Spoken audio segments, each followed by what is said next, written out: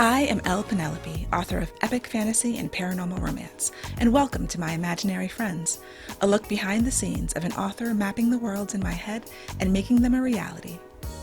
Hello friends, today is Tuesday, December 31st, 2019, and this is episode 48 of my imaginary friends. I'm Leslie.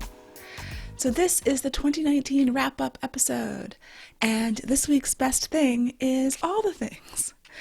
Specifically for this week, Christmas was great, seeing my family, and my brother was in town. My cousin came into town who spends Christmas with us a lot, and so we had our annual family Christmas Eve party where we pick a charity to donate to. So what happens is we used to give gifts, and that became kind of hectic, and then we did a white elephant for a little while, but over 10 years ago we started doing this charity thing. So everybody, well, the people bring a charity to defend, and we all go around and we take 3 minutes and talk about our charity, and then as a group we vote and we pick one, and everybody donates to that same charity. So this year my cousin's Karen, her charity won, and it was charity water, and so we all donated a total of, my mom just sent the totals, I think it was over $1,250 to charity water from the Hines family. And so we do this every year, and it's become a real tradition, and it's a lot of fun. So that was one of the best things. In media, my brother's television show, I finally finished watching it, Soundtrack on Netflix. Definitely check it out. I honestly loved it. It's 10 episodes long, so it's easy to binge, and it's just a heartfelt story. The lip syncing worked for me. Like, it can be weird, but everything worked for me. And by the end, I was crying, I was laughing, I was like, my heart was achy and just full. I really loved that show. In other binging, I also binged The Mandalorian, which on Disney Plus, and that was a bit of a slower start for me. At first I was kind of like, why are these episodes so short, and what's going on? I didn't feel a connection. I mean, Baby Yoda obviously is adorable. I heard when someone on a podcast described him as militantly adorable, which is perfect. But as the show went on, by episode 4 or 5, I was like, okay, I get it. I'm into this. And I really actually enjoyed it a lot by the end of it. My husband was saying how it's kind of like Star Wars meets Star Trek, in the fact that each episode feels a little Star Trek-y, in that he goes someplace, he meets some people, he does a thing, and in that way of a serialized story. And there was a connecting thread, but I ended up really enjoying it.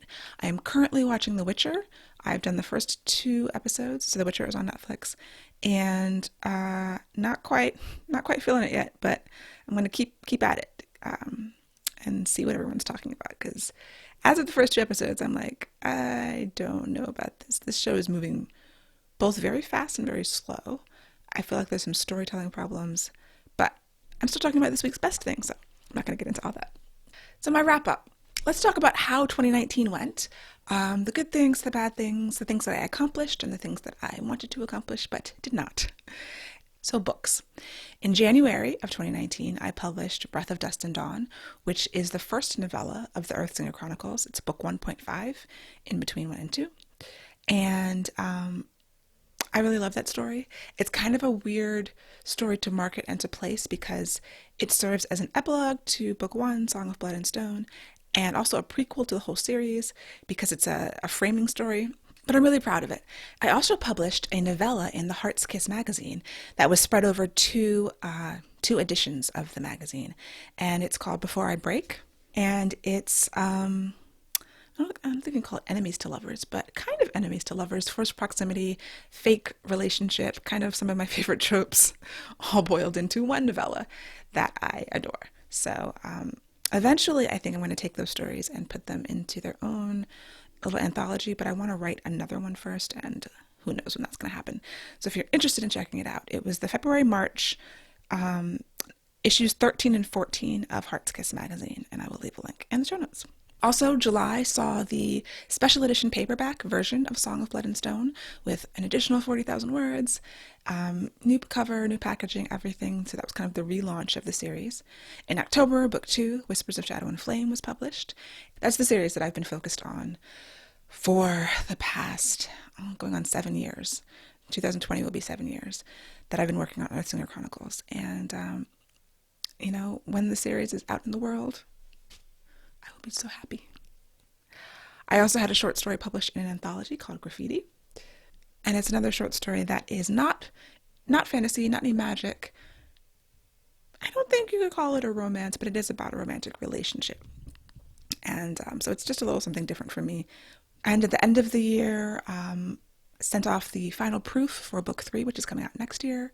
I sent the second novella off to the editor, which will come out early next year, and getting prepared to wrap up the Earthsinger Chronicles and hopefully move on to the next thing. So I feel like this year in writing was pretty successful overall. I met my deadlines and I feel good about the things that I put into the world. In the not so successful side of it, looking back at things that I wanted to do but didn't, is the third Angel book. So my other series, my contemporary paranormal romance series, which is Angelborn and Angelfall, are the 2 books out. And there's a third book that I've been working on for a long time. And it's tricky for a lot of reasons. I initially got stuck on it back in 2016, and it's just one of those things that I need to finish for me. Those books don't sell so well, so I know that putting out book 3 is not, like from a business perspective, it's not going to make a big difference in my business, but it's a story that I love, that the people who have read it really love, and I need to finish it for me, and I will. And I don't know when. I'd hoped that this would be the year, but I just didn't have the time to focus on it since it is outside of a contract and outside of any impetus of people really asking for it. It's completely self-motivated. And then when I do come against the deadlines and getting stuck on projects that I, have contracts for and have, I don't want to say harder deadlines, but external deadlines, then it becomes difficult to really just spend the mental energy that's needed for that project, because it is a tough one. I'm trying to do something a little bit difficult with that story, and it will not best me, but it has so far. I also did a lot of traveling in 2019. I did a lot of conferences and speaking events. In April, I was in Chicago for DPLA Fest, which is the Digital Public Library of America conference for librarians. While I was there, I also got to visit my brother and visit the set of his television show, Soundtrack on Netflix. Hopefully you're watching it. That's my plug. In June, the ALA, the American Library Association conference, was in DC, which is just a few minutes down the road. So I did a signing there at the RWA booth, and I walked by Nikki Giovanni, but did not have the courage to speak to her. In July, I had a busy month. I went to Quincy, Mass, outside of Boston for ReaderCon. My first time there, I had a wonderful time at ReaderCon. I was on a bunch of panels. I got to meet Tanana Reeve Dew and hang out with her, another influence of mine. It was just an amazing experience. Since that was the month that Song of Blood and Stone was coming out again, I had a bunch of readings. I did Charm City Spec, the Bard's Alley Bookstore. Then I went to New York for the Romance Writers of America National Conference. After all of that, I think I had a quiet August. September brought me back to New York for Brooklyn Book Festival. October brought me back to New York for New York Comic Con, where I did a signing. Brooklyn Book Festival, I got to be on a panel with N.K. Jemisin and Fenderson, P. Jelly Clark, organized by Terry Zinn. And it was also another amazing experience with a luminary of the genre that I'm so grateful that I get to be a contemporary of. And so that was another really fantastic experience. New York Comic Con was completely overwhelming, and the signing was great.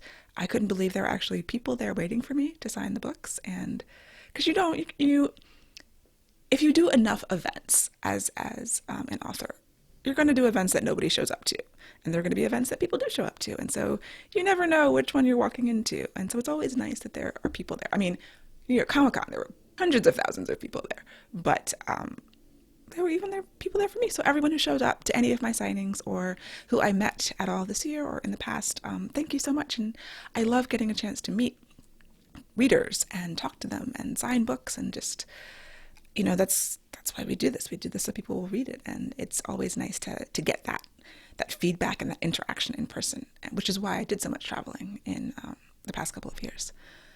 In October, I was closer to home in Maryland at the Cap Clave conference, doing a packed weekend of events and panels.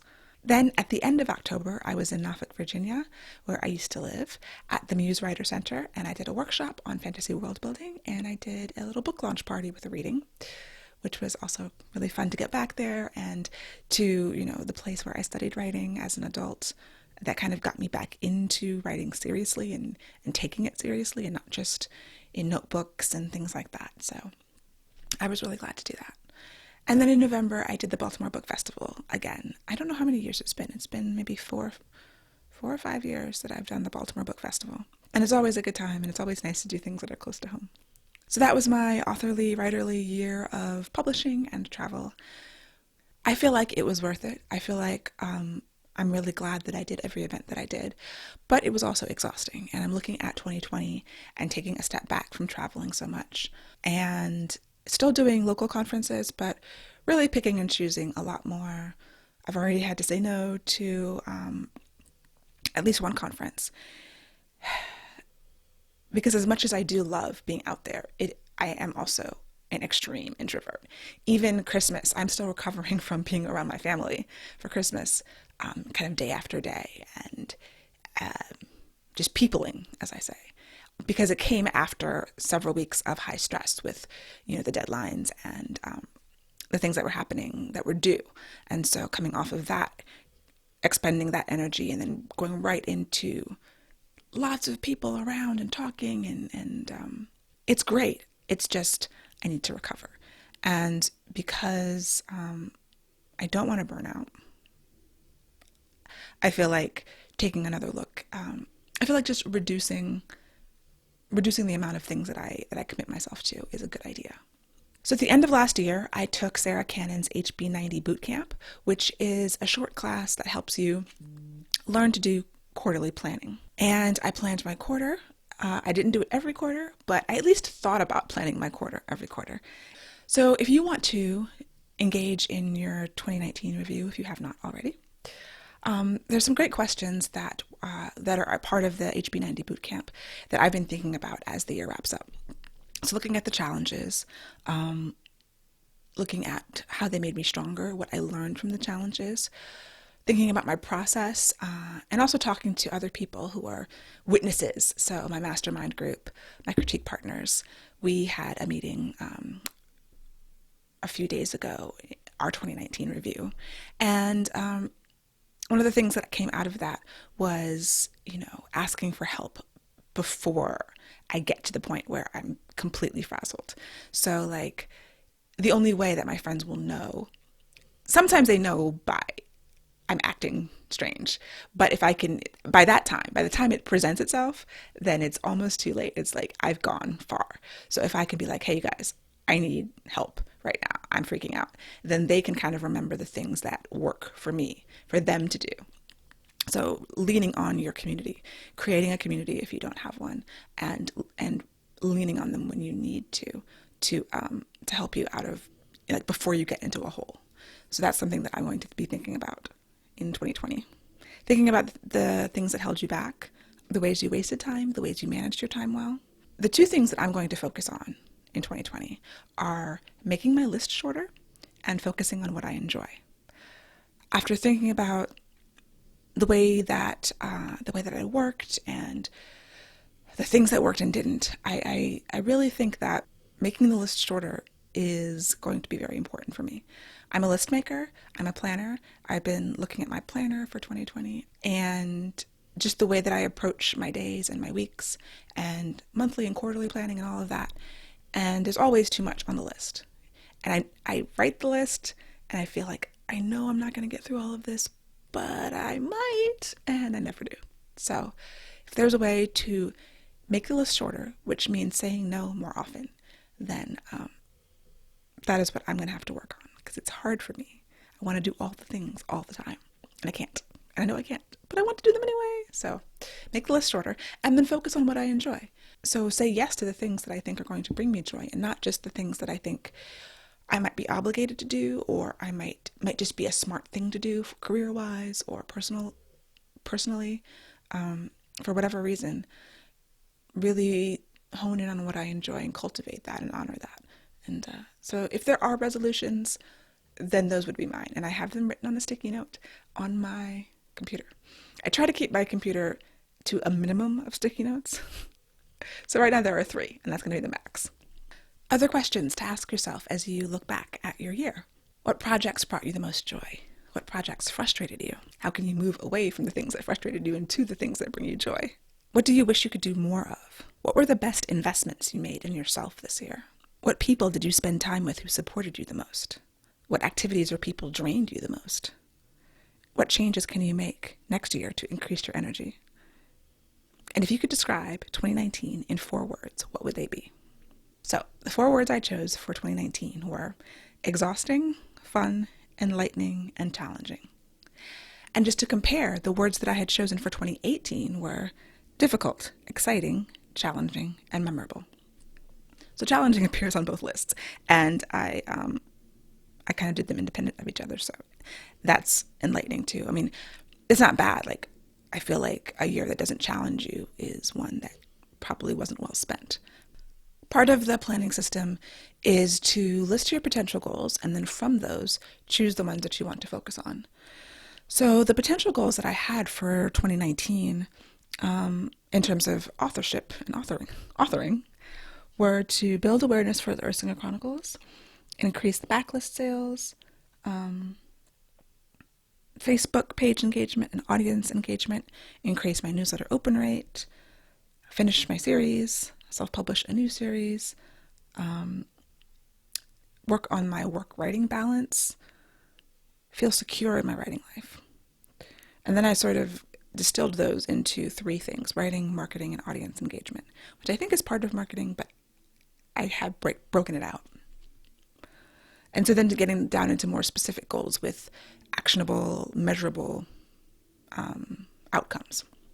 Figuring out a number of copies that I wanted to sell of the Earthsinger Chronicles novellas, increasing my newsletter open rate by a specific percentage. I wanted to do the Earthsinger Chronicles website, try to target a monthly self-published income goal, increase my Instagram followers to specific target numbers, and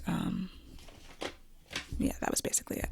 So out of those things, I worked on some and not others. I moved the needle forward on some things. For instance, when I had the goal of increasing my Instagram followers, the first 3 months of last year, I really focused on that. And when I was focusing on it, I was able to do it because I was posting regularly and commenting regularly. And, that was great, but that's not something that I can sustain. And so I'm not even sure if that should be a goal of mine. Maybe do it in bursts, maybe a few months before a release, really focus on Instagram, grow the followers, and so that when I post about the release, there's more people who see it. That could be a potential as I work on like a marketing plan for the things that I'm self-publishing and then also the traditionally published books. But I'm not committing to that right now. It's just a possibility. Things like, the self-publishing goals, newsletter open rate, I didn't really work on those specifically. So the next part of the plan after you identify your potential goals is to prioritize them and figure out which ones you actually want to focus on, and then break those down into what is it going to take to increase my newsletter open rate? What is it going to take to increase my self-published income on a monthly basis? In terms of prioritizing those, what are of those things, what do I enjoy and what am I going to want to spend my energy on, as opposed to things that I just think are a good idea business-wise and I might not want to spend my energy on them. So I found the exercise helpful. I'm going through it in a very loose way this year. I'm not filling out all the worksheets that I have, but I'm thinking about it because I've proven that the things I focus on, I can move towards meeting those goals. But Instagram is my favorite social media, which isn't saying much because I don't like any of them that much. I don't like Twitter. I don't like being on Facebook. I like looking at Instagram, but I'm not a photographer, so I don't really love taking pictures of things, and I don't really take great pictures. I have an iPhone 7. I think if I upgraded my phone, it would automatically just take better pictures, and that could help too. But I'm putting that off as long as possible.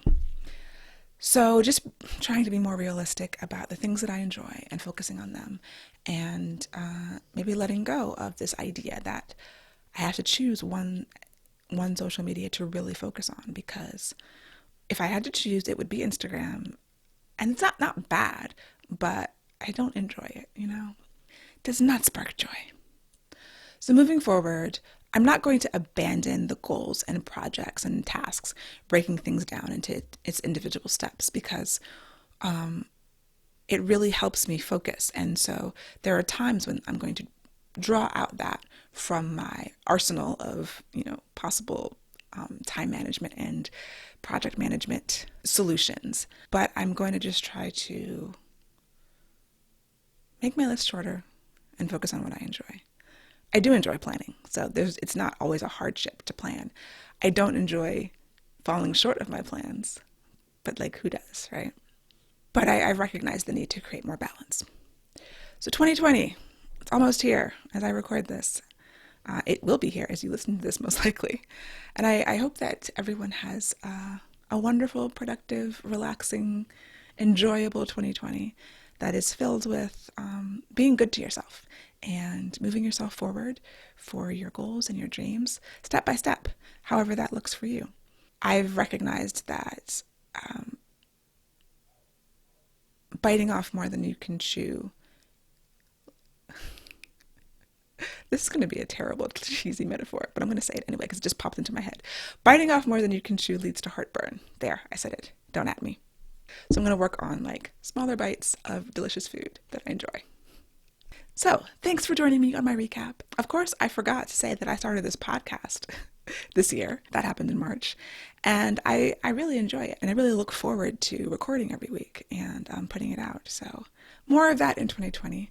I've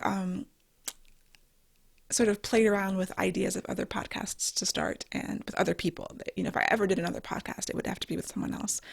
I don't know if I ever will, but I've got lots of ideas and I enjoy the medium and I enjoy listening to them. So thank you so much for listening. I really appreciate you and Happy New Year. And I'll talk to you next week.